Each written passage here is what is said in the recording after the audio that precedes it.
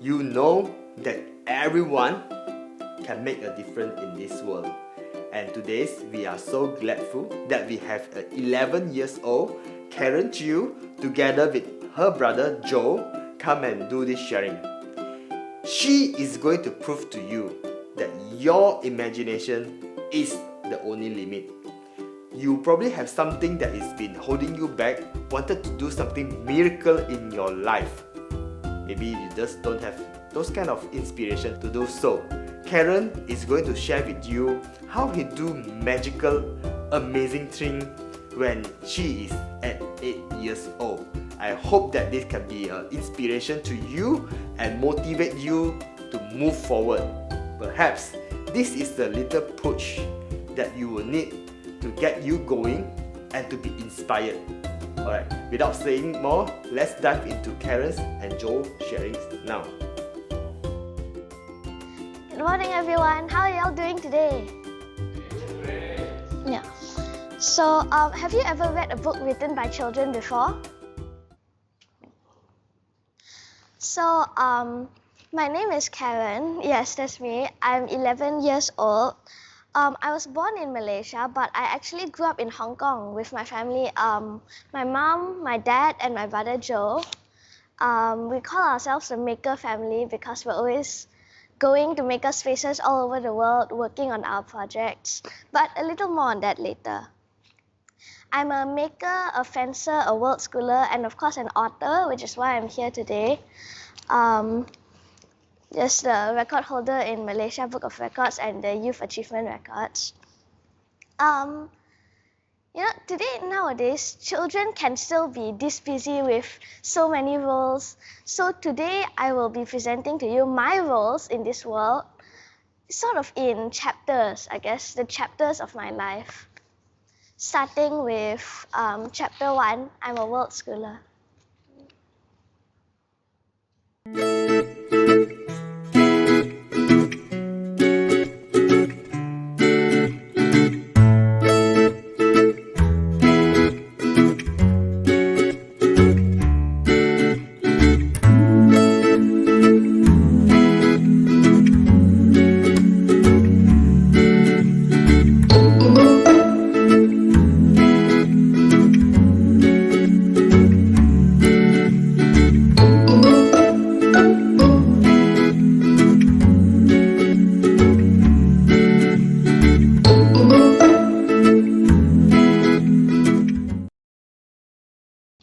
Okay, so yes, I'm a world schooler, but I guess now you're wondering, what in the world is a world schooler? Yes, pun intended.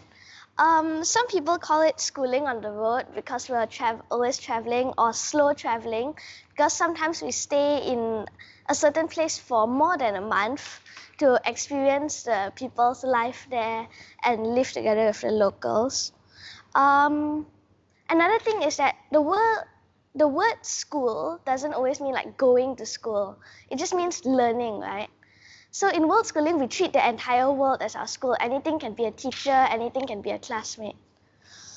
Okay, another one last term we use in our family is unschooling, because me and my brother, we will choose what we want to learn, and our parents, provided it's legal of course, will get us the materials, the venue to help us learn, find out about what we're curious about. So, we travel a lot. I never actually went to school until, around MCO time, I think. Since I'm Malaysian, I come back like a few times a year, especially for Chinese New Year. And that was 2019. COVID started, we got stuck in Malaysia. So we got scholarship in a school and we started going there. And I thought, wow, this is so easy. Like, I don't have to constantly wonder, how am I going to get the materials to learn the next thing? I don't have to always wonder, what am I missing out on, right? The teacher will teach you all about it. You don't really have to think. You just sit there, take notes, and then memorize. And so But it wasn't quite my first time going to school. Before, one time when we went to Switzerland, when I was really little, we had a sort of trial experience in a kindergarten there. The teacher was really nice. Over the weekend as well, she would take us to go swimming on her own time outside of the school campus. And it was really fun to, have some new friends, have an adult other than my parents take care of everything for a while. Yeah, it was really fun, but also tiring sometimes when you have to constantly plan everything for yourself. So now I go to an international school, so that they still allow us to travel, hop out of school sometimes, go learn somewhere else. What things do you do when you go to school? A lot of things. Of course, we travel a lot. Usually, we don't go to the tourist areas. Instead, we go, sometimes we have a sort of house exchange with some of the locals there. So we sort of borrow their house for a while, and then sometimes they come to our place or they go wherever they were planning to go. And we live there as the same way as the locals there live, instead of going to just the tourist attractions. Yeah, there was one time Switzerland as well. We were staying together with a friend in their house, and me and my friend, we went to we were allowed to go take care of some horses for a while, and it was really fun. We fed them, take care of them, brush their fur, everything. Yeah, it was a nice time to spend with friends. And there was one time, the transit, we were at an airport, right? There was a transit time going in and out of the airport, and then there was a delay, and we had to sleep there at the airport on the floor, and then take the sleeping bag, everything. But it always works out in the end. We always learn something new. Yeah. So I think that's it for this chapter, but there's also more.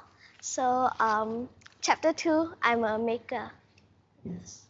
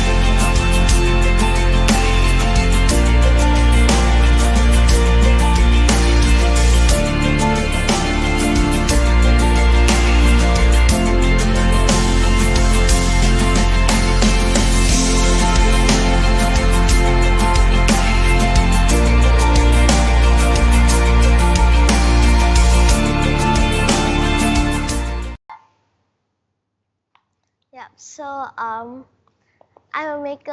I think I would be quite sort of qualified to call myself a maker, because I used to grow up in maker spaces since I was really little. When I was still a baby, I would go and just take my nap on a couch in the maker space there. Let's see. yeah, I love spending my time in the makerspace, and I learned to use a power drill when I was just 4 years old. I think kind of by accident, actually. So usually when I was making some toy or whatever, I would ask my parents, maybe or Joe, someone to help me drill. Can you help me drill this? But then that day, everyone was busy. I think there was a project going on. And then like everyone didn't really have time, and then so I thought, how hard could it be, right? So I just took the block of wood and then just put it on the power drill, and then it worked, and from then on I just did it myself, I guess.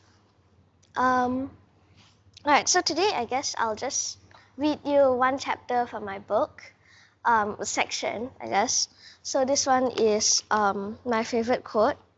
So my favorite quote is, those who are crazy enough to think they can change the world are the ones who will, by Steve Jobs. This quote is my absolute favorite because it speaks to my heart. It feels so real and powerful to me. You know why? Because I believe that even as an 8-year-old girl, I can make a difference in this big world. My brother and I, we started a special movement in our school. We said no to single-use plastics. And you know what? It actually worked. We showed everyone that small actions can create big changes. It made me feel like a superhero fighting for our planet. I have this burning desire inside me to make the world understand the danger we are facing. Our beautiful Earth is in trouble, and I want to help. I want to raise awareness and inspire others to take action. We need to protect our planet for ourselves and for future generations. I hope this quote inspires you too, to believe in yourself and your ability to change the world. Let's stand together and make a difference, one small step at a time. Right, so just one short section, I guess. I know some of you might be thinking, how does that relate to being a maker? But I think this relates not just to being a maker, but more to our mentality, I guess. Like whenever someone tells us, oh, that project's not going to work, or go get a real job, we always we stand together and we make it happen. So I think it really resonates with the maker spirit, I guess. This one, yeah, I think it really relates to the way we do things. If you believe you can do it, then you can. Right? Speaking of maker spaces, they're everywhere actually, not just in Hong Kong. I've visited a few here in Malaysia. There's one Mereka in Publica and a few others as well. It started, I think the maker trend sort of started in San Francisco, but I've never been there. Yeah, I think there's maker spaces all over the world.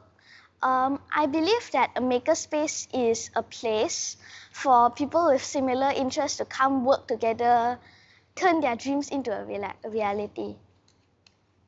Yeah, and I really love making because it lets me do what I want, even if it's different technically from what everyone else is doing. I'm still allowed to do it, and when I'm in a makerspace, all the resources are shared together, so we can make what we usually wouldn't be able to make on our own, maybe in a house or outside, in any other place. So yeah, I think that's it for this time. So next is chapter 3. This one's obvious. I'm a writer.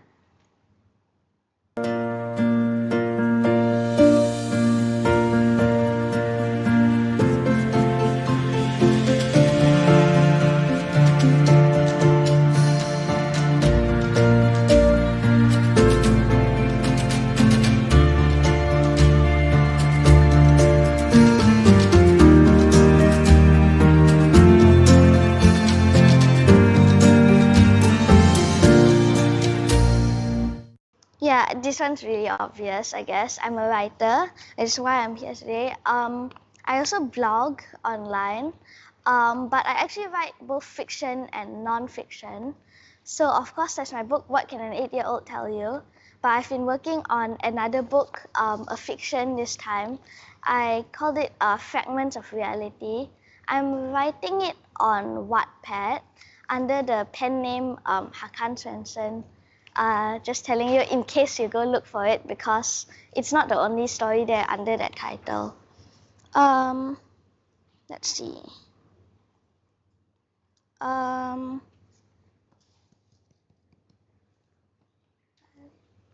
Okay, I guess I wasn't sure whether I'd read this or not, but I guess I will. Yeah. Okay, so this one is chapter 14 in the book. This one is my greatest fear. So yeah, what is my greatest fear? You know, I have quite a few fears, and they can be pretty scary. Well, most of them. It's hard for me to pick just one as my greatest fear because they all feel important in their own way. But if I had to choose, I guess it would be the fear of being left out, especially by my family and friends.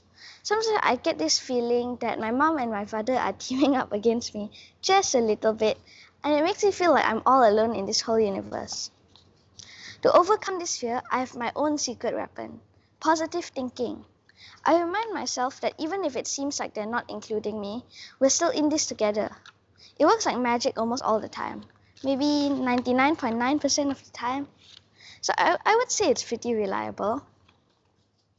Now let me share with you a list of some other things that make me a bit scared. Here are a few things that give me the shivers. Stage fright, sometimes. The dark, it can be a little silly, but it's okay. Monsters, they're silly too. Yes. Fire, I'm afraid of getting burnt. Okay. Heights, drowning, COVID-19, and kidnappers. Again, you might be wondering, how does this even relate to, me being a writer? I guess two things. Number one, the fear of being left out. I found that if I write, the more people that understand me, the less people who will maybe leave me alone. And also that, I mentioned stage fright. Originally, I wrote, so I wouldn't have to come up like this and talk to large groups of people. But it ended up making me have to come up and talk to large groups of people more. But I found out, maybe when I have the book, I have a reason to talk. I don't just come up and have nothing to say. I can also read from chapters like this instead of, coming up with things to say on my own. And, sometimes, when you face your fear, it makes you a little less scared of it. Sometimes when you realize there's actually not much to be scared of. Like I said, I tell myself, if you don't know what it is you're afraid of, there's really nothing there. Right.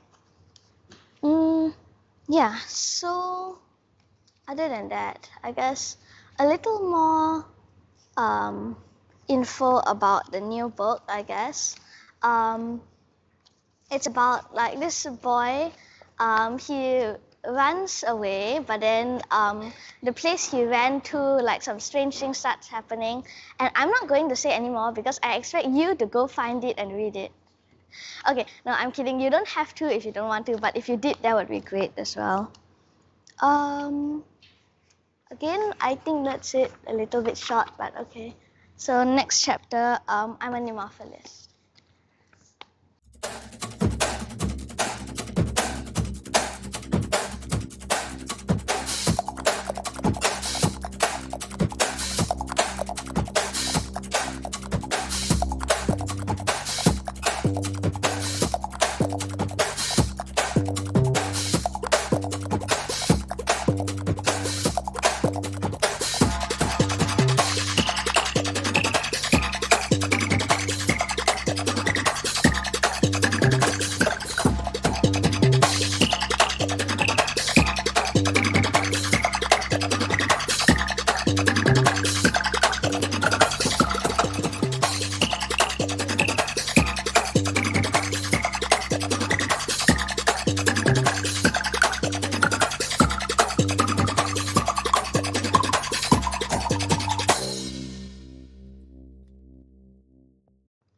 I guess some of you might be wondering, like, what is a pneumophilis? So, yeah, yeah. It's a mix of Greek and English words, so it's a term for someone who loves nature.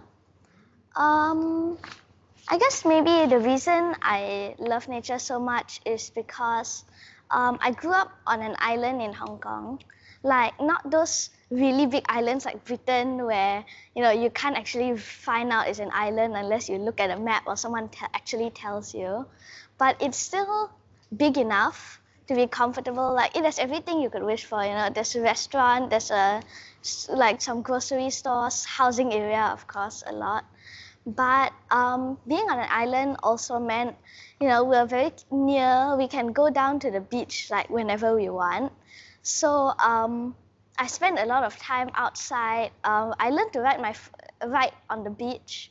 I would either bring my sketch pad there or just like use my finger, just write the words there in the sand. As for Justice Bunny, so there was one time we were going to join a climate protest, a climate strike, but sometimes I don't know whether you guys know this or not, but Hong Kong can be a bit sensitive, let's just say, about protests, those kind of thing. So I didn't actually want to go show my face, so I wasn't sure whether I actually wanted to go or not. So one of the people at the makerspace, the founder actually, he just took this piece of cardboard and then, okay, so I loved rabbits at the time, still do. So he cut the cardboard into this bunny-shaped mask, and so my nickname was the Justice Bunny, and I guess it kind of stuck even until now, in a good way, of course. Yeah. So, I mean, some people think like, why would you want to, go stand up to fight? Like, won't someone else do it? But like, if everyone thinks that way, then no, someone else isn't going to go do it, right? So, I decided to contribute my part as well, along with the rest of my family. Yeah, I think that unfortunately this is like second last chapter, but there's more. The last chapter, so I'm an entrepreneur.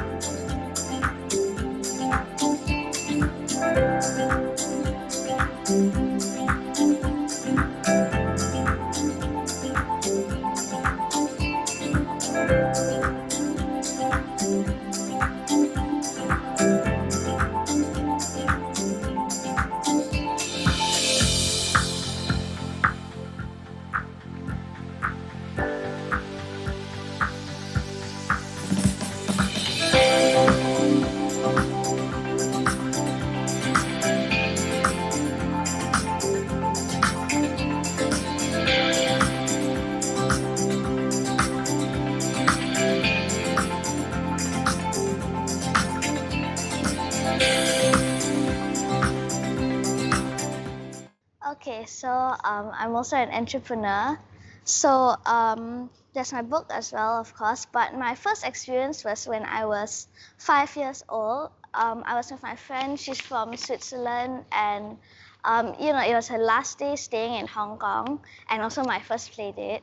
We wanted to go and have tea, but then I don't know, for some reason, don't ask me why, I also can't remember. Instead of asking the adults, can they have a bit of money so we can go have tea, just like quickly, we decided, we made a little bit of like handmade jewelry, some little craft, and then we went there downstairs and just sell it there.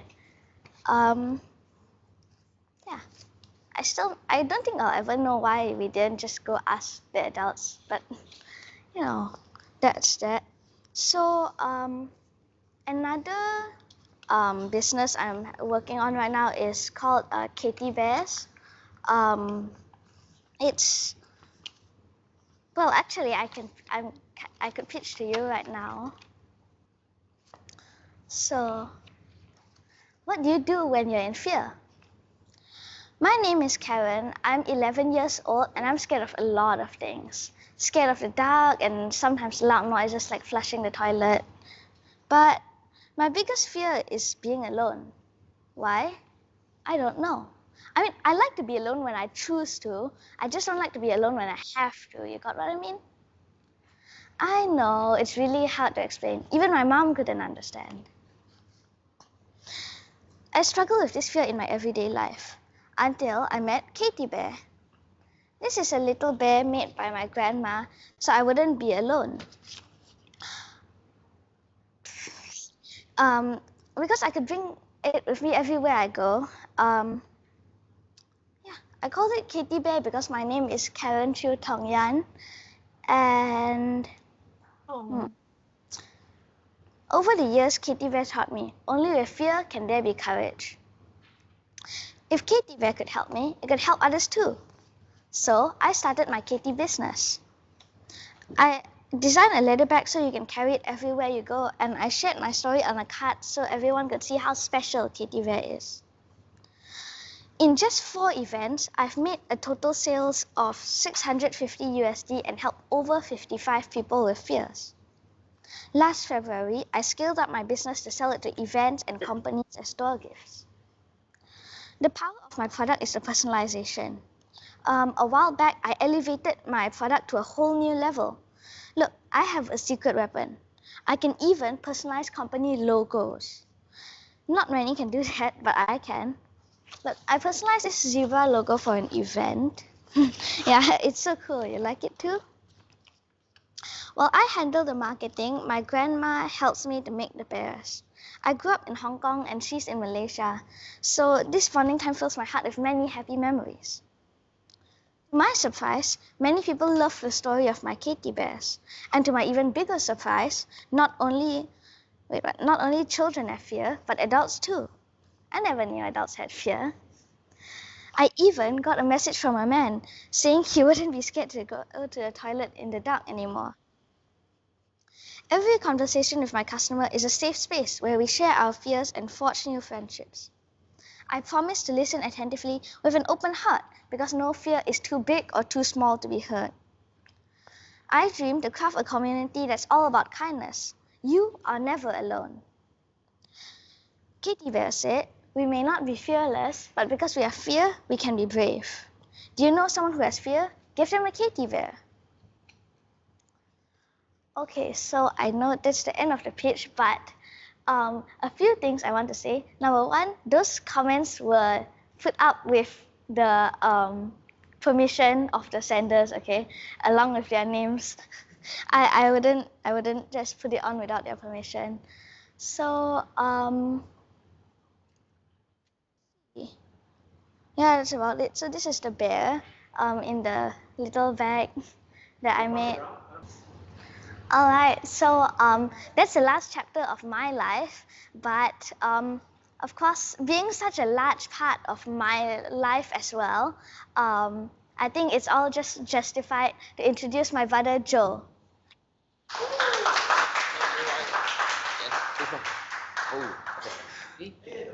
Hey, it's great. Now, good morning, ladies and gentlemen, distinguished professionals, and esteemed guests. Thank you for being here today with me. Now, my name is Joe. I'm 15 years old, and I'd like to share a bit with you today on my own journey of igniting change as well. But before I begin, can we please give Karen another round of applause, please? She has always been at my side supporting me, and I am filled with so much pride every time I go into the bookstore and I see her book on the bookshelf and I see that was written by my sister. So I'm really proud of her. Now today, I am just a boy armed with nothing but a dream and a heart full of determination to make a difference. I have a dream. My dream is that my future generation would also be able to enjoy nature as it was when I was a child too. Let me tell you my story. Yo, my name is Joe, and I'm about to share with you my life stories. Now, when I was 3 years old, me and my family moved to Hong Kong. I always thought I was a citizen of Hong Kong, but later I found out who I truly was. I found out I was a global citizen. Why? Because the world is my home. I meet and connect with different people wherever I go. All my life I was unschooled. I would take a book and read in the forest. Nature taught me almost everything I know. The forest was a teacher who never gave me homework, but living on islands surrounded by sea, I call nature and the forest my home. Thank you. Yeah, I am a world schooler. I connect to people everywhere I go, like all of you. I feel so comfortable in the ocean, and my childhood was being provided by the ocean. I learned to swim, to draw, play, and even to ride on the beach, too. And it brings me comfort no matter where I am. But when I was 8 years old, I attended a screening of two documentaries followed by a panel discussion. And the documentary was called A Plastic Ocean and Chasing Coral. And I was so heartbroken and so lost. And I had so many questions. What is happening under the surface? Later, I heard about this island called the Isle of Egg in the UK. And it runs completely off-grid and generates its own electricity using renewable resources. And how is this possible? So me and my parents planned a trip. And I was amazed by how all the residents on that island took turns maintaining all the different machines together. And it made me feel very hopeful. And ever since that night of July 2017, a little seed had been planted in me. Soon, I joined to do beach cleaning, pulling out bags and bags of garbage heavier than my body size. But I felt happy because the feeling of being able to do something for the ocean, no matter how little, made me feel like a very happy kid. Seeing my passion, my parents decided to show me more, and they took up the role to be the mentor for HKU students. And in December 2017, I followed the HKU students on a field trip to the Mindoro in the Philippines. And I joined in all the setup and preparation, and I was the photographer and happily documenting the process everywhere. And I was even the paramedic when the student had a little accident and cut his hand. That particular project was the Coral Reef Mapping Ocean Drone. So what it is it's an unmanned boat that floats on the surface of the water and has cameras that take thousands of photos of all the coral reefs underwater. And then all the photos are stitched together using the GPS data into a huge map, like the Google satellite maps, but of all the coral reefs. Then scientists could now use this map to study corals and decide what kind of measures do they want to put in place to protect them. Do they want to put an MPA or block off the area? And it's up to them. And when I was first heard about this project, I was inspired and blown away by what an awesome idea. But little did I know that I would be with this project much longer than I thought, as you'll see soon. On the day to leave the island, however, the sampan didn't quite arrive as planned.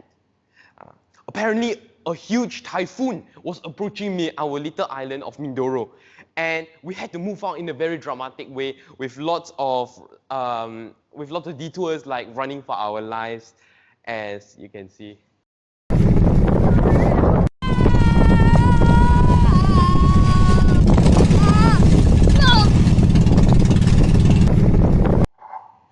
Yeah, I got to scream quite a bit in that 30 minutes of the boat ride.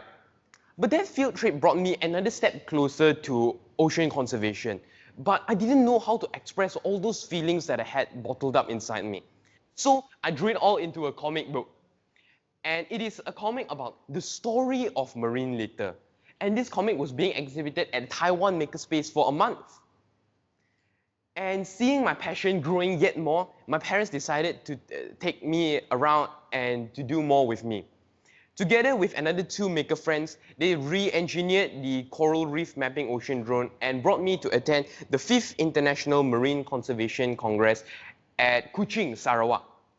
And our ocean drone won the silver prize in that hackathon, and we even got to meet so many mentors and high-level attendees like national scientists of the state, scientists from the US Science Department, even former advisors to former US President Barack Obama.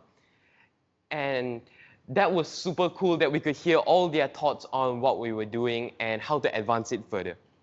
Soon, we were given an opportunity to present our initiative to the Swedish Royal Technology Mission led by the King of Sweden.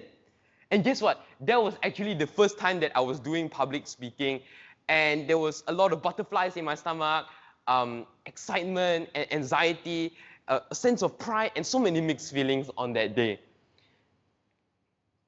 I know that Sweden cares a lot about the coral reefs too, because Sweden is one of the founding members of ICRI. I, as the 50th generation, thank Sweden for taking the effort in saving the coral reefs. Without any action, our coral reefs could be gone within 30 years. When the coral reefs die, we will die. People cannot care enough for what they cannot see. I started my dream to save the ocean and joined the effort in this ocean journal project when I saw this issue with my own eyes. Powerful joint effort and innovative ideas from everyone around the world together not only to stop climate harming the ocean, but also to rescue the coral reefs all at once.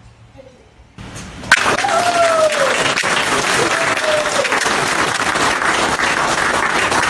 Any questions? When will you become president? I'm not sure. Yeah, that was me, little me, doing public speaking then. Now, in the following month, the ocean drone was being exhibited at the PMQ Detour Art event. And building up more on my presentation skills, I made several presentations to the media, to an official of the Hong Kong government, and to the public. And I felt a really great responsibility on me to share my knowledge about the coral reef mapping to everyone. And apart from being in the limelight, our team ran lots of field trips to map the coral reef at different islands around Hong Kong. And I even got a little crash course in driving the speedboat, how to look at the compass, how to tackle the waves, and that was really fun too. But later on, I took a very different stance. And I started attending climate strikes around the world whenever I was traveling here. And I even took part in the climate strike in Inverness in the UK when I was on my world schooling trip.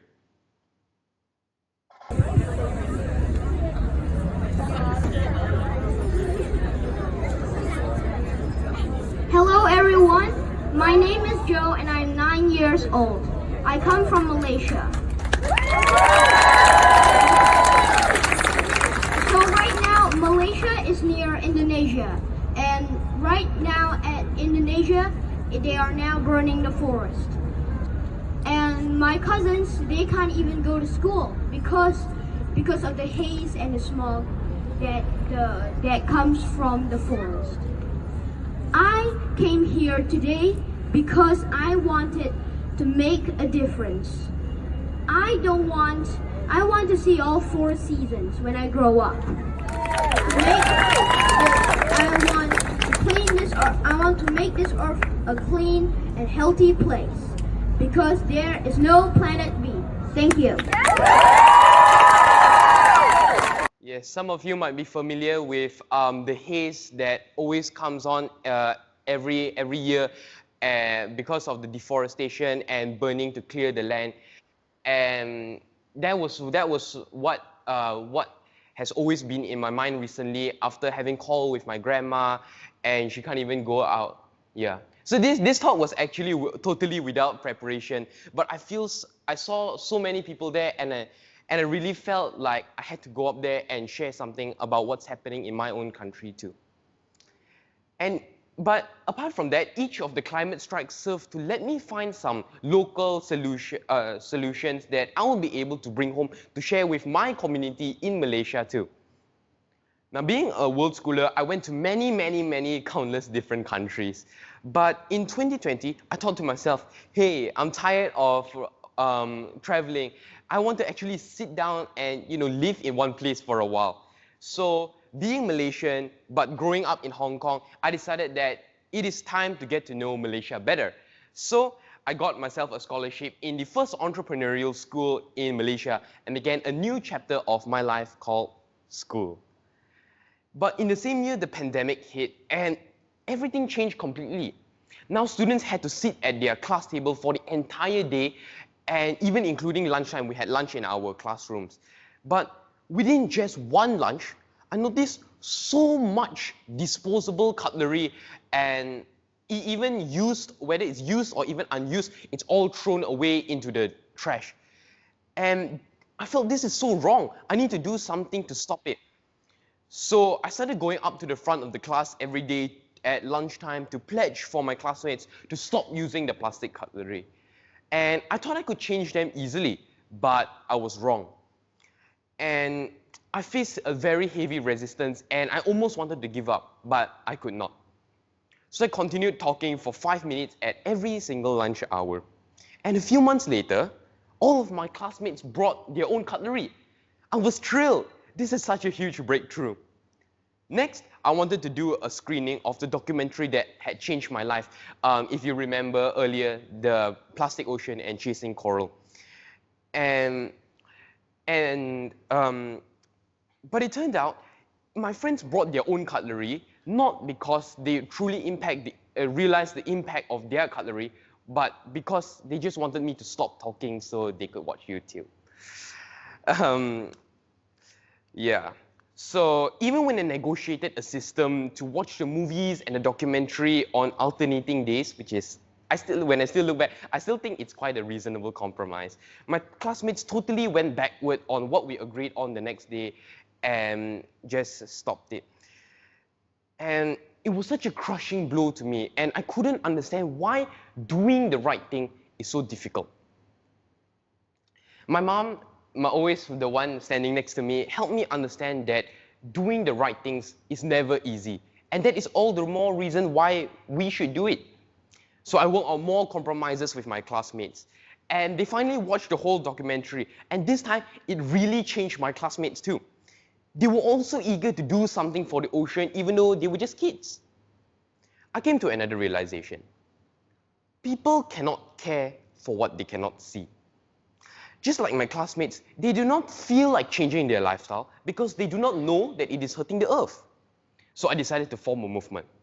If my efforts could change a class, together we could change the whole school and beyond. In November 2021, my classmates and I launched the first ever strike in the school to ban single-use plastic. And none of us had ever done anything like this before. And it was scary, yet exciting, and we cheered each other on. And we did all the planning from making the signs to writing to the school to apply for a permit. But it was such an awesome experience. It's just to get people to know, to persuade people to stop using their cutlery too. Before, what do we want? Just practicing the chant. When do we want it?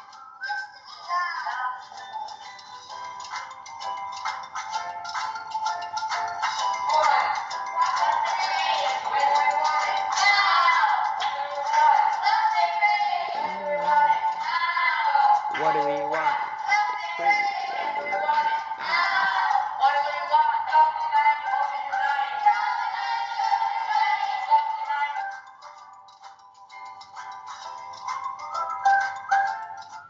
And now we call ourselves the Ocean Motion Club.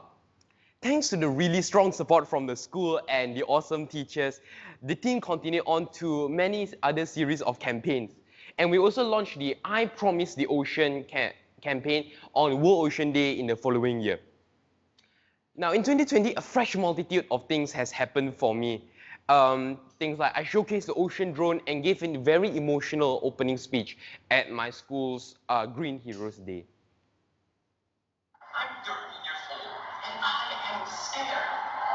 Where is my future? I am in fear for my life.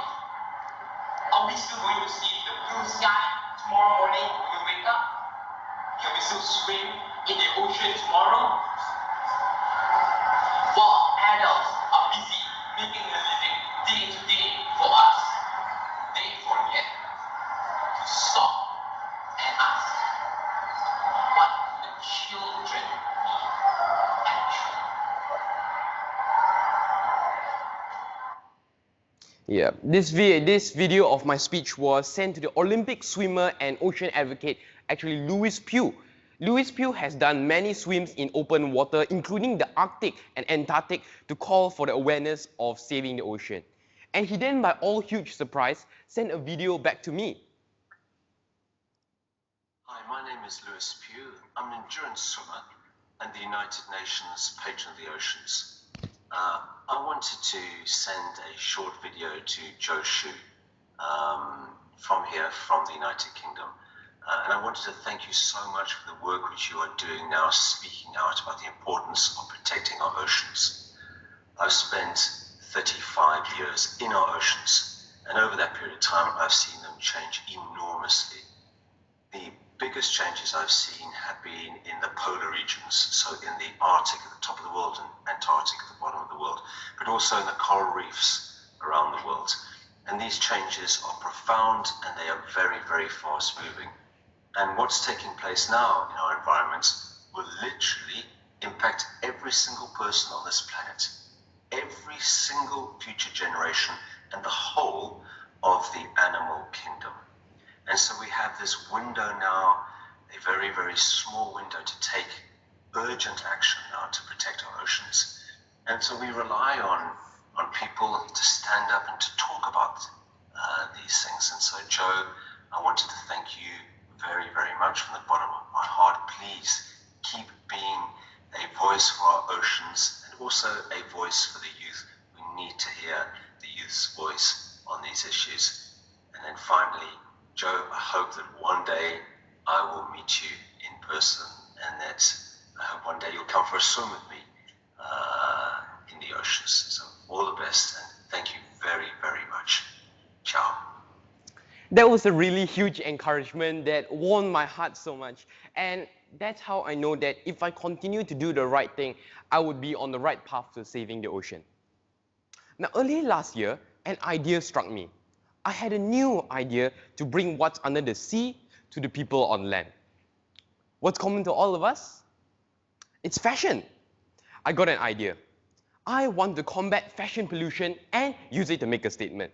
So I bring to you the I See You Coral sneakers. This is a pair of actually 3D printed shoes with a coral reef design around it that you can wear. On one shoe, it is completely white, symbolizing the corals bleaching and dying. But on the other shoe, it is colorful, symbolizing the corals all thriving. So when you wear the shoes, the contrasting design on your feet would remind you to always make conscious choices to protect our planet. And I sent my design to Hong Kong to 3D print it. And by the way, the full I See You fashion line, together with hoodies, t-shirts, and of course the shoe, will be coming out soon next year with the prototype commercial shoe already in production now. And by chance, I'm also looking to collaborate with corporations or individuals who share the same belief that we can all save the ocean together. I took my sneakers to the Me to We fashion design competition and won the first prize for making a statement to sustainability. And on the same day, I was also made the very first student ambassador to the oceans for Me to We, a social enterprise that brings good people doing good things together. I gained confidence and made a pitching to WWF Malaysia later with the collaboration idea of the shoes and the coral reef mapping ocean drone. They loved my ideas and we are going to make this collaboration happen. And I felt a really profound sense of accomplishment. In May, I went back to Hong Kong, joining the aerial drone mapping project for a type of seagrass called sargassum. Oh, a little update to our ocean drone technology. It is a matured technology now, and it is serving the Hong Kong Fisheries, Agriculture and Conservation Department for about 2 years now to assist the scientists to study about the coral reefs.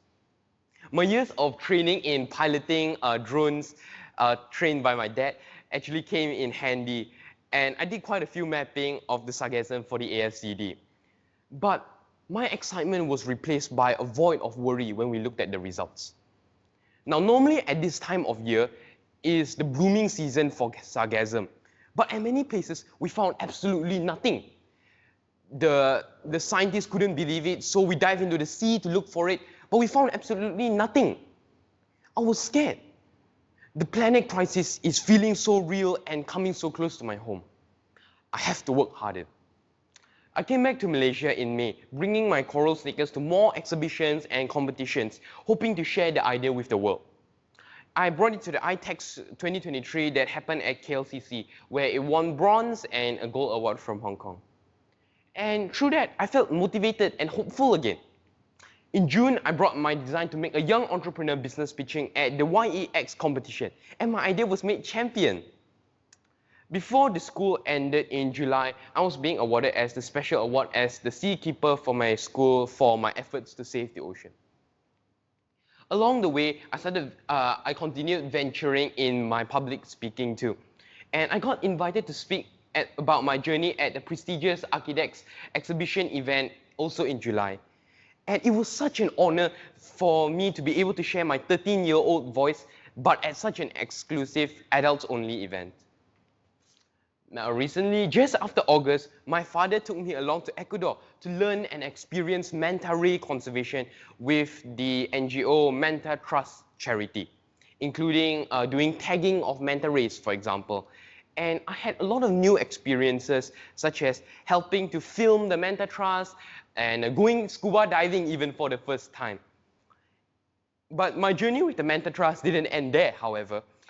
Finally, January this year, I was chosen to be one of the Manta Trust's Youth Ocean Ambassadors, co-representing Malaysia in a community of teens passionate about the ocean. I got a really new sense of empowerment, seeing so many people in a cause that I have always found so lonely. Not anymore. I may only be 15 years old, but I stand here as a symbol of hope. My journey may have started at 8, but it's a journey that invites all of you, every passionate soul and caring mind, to join me with the goal of saving our ocean. Now, if you like my stories, you may email me or speak to me afterward. And if you'd like to know more about my stories later, you can also scan this QR code to find out more. The world does not need a single hero. Our passion for sustainability can lead us to build a better future for many, many generations to come. Once again, my name is Joe Chu. Thank you so much for showing me so much love today. Thank you very much. Yeah. So, Karen and Joe, probably I just asked this. I'm curious. You all always do protests. I was saying that was like, I want to understand like, what is in your mind when you do those kind of protests? What do you feel? You want to go first? Whenever we do protests, it feels very. Firstly, it feels very empowering, because to see so many people gathered together for one single thing, which is to preserve our nature and our ocean, it feels very refreshing also, because along the way, we're not just chanting and walking and shouting slogan, but along the way, we also talk to each other. Hey, what's your journey in ocean conservation? You know, we find new friends and new connections, and also, especially when we're going abroad and doing world schooling, when we join the strikes there, we also get solutions from them that we might not have thought before. Like, we talk to them, oh, I'm doing this for the ocean, and then so we exchange ideas, and that's why I feel it's very powerful every time we're in a strike. So Karen, you want to add to that? Yeah, like you said, and also some people say it's not a good thing to do, but I never feel like it's a bad thing. Like I mean, for us, the ones we go to, we always like sort of get permission of the venue owners, right? School, you Yeah. send them a letter, like, you know, can we go out of class to do this? Right? Yeah. Yep, that's right. Always, we always still try to follow the rules and peacefully share what we believe in with everyone else. Yeah. Thanks, Billy, for the question. Well, usually our parents come along with us to the strikes too, so they are our strong supporters. Yeah. Anyone else? Anyone online as well? Thanks for staying here and listening for the entire time as well, to the online and the physical audience. Any thoughts or any sharing? You can also share your own journey or what you're doing in ocean conservation as well, or anything that you're doing at home or outside. Based on your encounter with your friend, what do you think is different between you and those normal people like me who are just worried about exams when I was 12 years old? Well, what do you think is different? What do you think is different? Yeah, between you and probably your friends that are more normal friends. I think the thing that's the different is not, it's not that I had a more privileged upbringing or whatever, but I feel like it's more of thanking my parents who always took me out to experience nature and build that connection to nature ever since I was young. So like what I mentioned previously, people cannot care for what they cannot see. I saw what was happening to our ocean. That's why I feel like I really have to do something. But my friends, maybe they haven't spent so much time in nature or things like that. So I don't blame them, of course. It's not always will you have the innate want to save the ocean, but by showing them with their own eyes. That's why my brand, my ICU, my fashion line is actually ICU, because the sea is in ICU now. You need to see the sea with your own eyes. So that's what I mean. That's a core part of what I do. So just need to show them what's happening to the ocean. That's how you get to care for them. Normally, what do you create during makerspace, and what inspired you to create the item? I mean, of course, since I'm a kid, a lot of it is toys. But then, as a family, we also make a lot of our own solutions to use around the house. Like, you know, the shower head keeps sliding down on the pole, then we'll make a holder to push it up. Oh, right. Yes, there's some other things we made here. Some photo album. You can take a look. Mm-hmm. And anyone can come up and take a look at the other one as well. Karen and Joe, there's a question online from Wendy. She asked that, why do you decide to go with fashion for your campaign, and how do you ensure that your merchandise are sustainable? Oh wow! So my fashion line. Sorry, can you just? Firstly, I chose fashion because it's something that's common to all of us, because it's quite, the usual way is like keep telling you, oh, save the ocean, save the ocean. I think we've heard that quite a lot of time, but often maybe I think it's because we forget, or it's not always in front of us. So I wanted to use fashions as a platform to spread my love for ocean, so-called. And as for how do I make sure that my products are sustainable,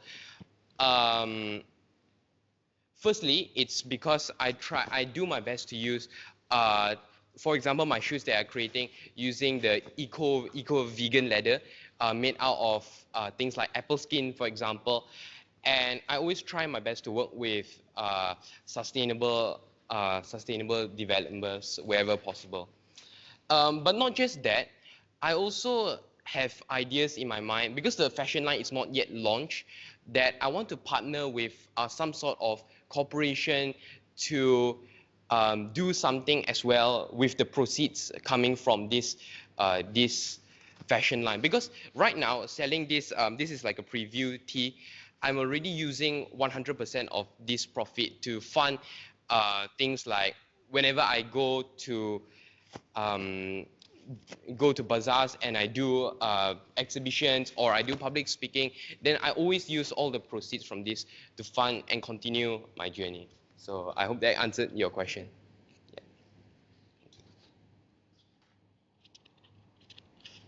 Yeah. Anyone else? Okay, if there's no more question, thanks again. Give a hand for Karen and Joe. That's all for today. If you like video like this, do hit the like button and subscribe to us to get more, as we are going to share monthly book club sharing just like this one. And if Karen's video resonate with you, I will encourage you to check out Uncle Ye's 85 years old Ironman, and I believe you will be inspired. And how could an 85 years old still do this kind of extreme sport and be excelled in it? Enjoy, and I will see you in the next month. Bye bye.